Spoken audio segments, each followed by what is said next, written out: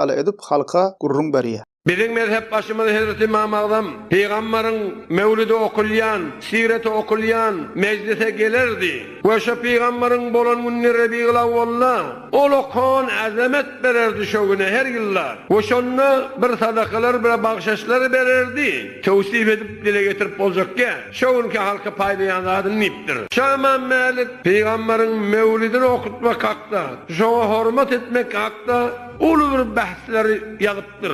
Onu öz ehillerinin kitaplarına barın şunun tavuk alın deyip işaret ettir musannif. Hazret İmam Şafii mevlid okulma duran vaktinde onu cezbe tutyamış.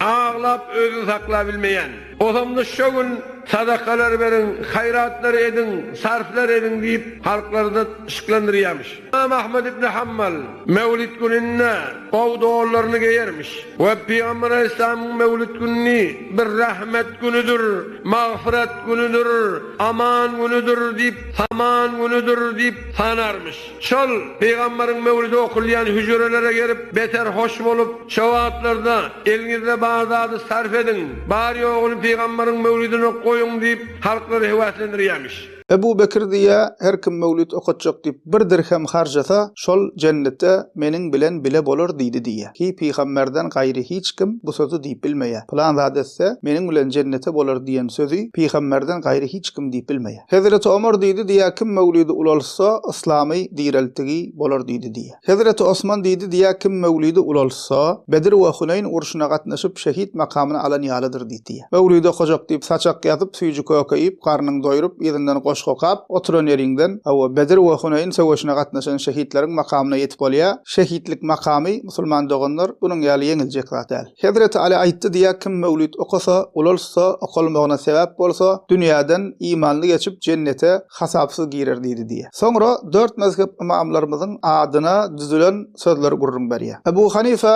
Allahyň rahmet etsin mevlidde diýä sadaka berýärdi diýä. İmam Malik diýä mevlid barada bir zatlar ýazyp geçipdir diýä. Ýalanyň am ýalany. İmam Malik rahimahullah'ın yazan pozan zatları, kitapları, risaleleri hemmesi bar çap edildi. Hiçbirinin içinde mevlid barada, mevlid bellemek barada aydan diyen zadi yok. İmam Şafii mevlid okulyan yerde diye cezbe giriyadi diye. Cezbe diyen musulman doğanlar bu bidgatçı soğupular, videolarda zatlarda görüyansınız. Zikretcek deyip uyuşup oturuyalar, qoğuqlaşıp, qalmağallaşıp, son birden ka içinden biri toğuraniyalak, cınlaniyalak ol, böküp qıyğırıp, çıyğırıp başlaya özünden gidiya. Ve şuna benzeş bir gen halatlara giriyalar, şuna cezbe diýerler. Bular mevlidide öğretjek bolup İmam Şafii'nem özleri ýalak böküp bören bidgatçy sopular ýalak şolaň edýän hereketini edýädik goýupdyr. İmam Ahmed mevlide täze eşikler geyipdir, hüjreleri ýani medreselere gelip bari ýoňuz harjan diýermiş diýe. Mevlidin ady bilen Peygamberimiziň ady bilen halkyň elinäka göz dikip halkyň elinäkini aljak bolýan ýasama diniň arkasy bilen çöregiýän mollalaryň tapan sözü şul. Bari ýoňuz İmam Ahmed harjan diýdi, sizem harjan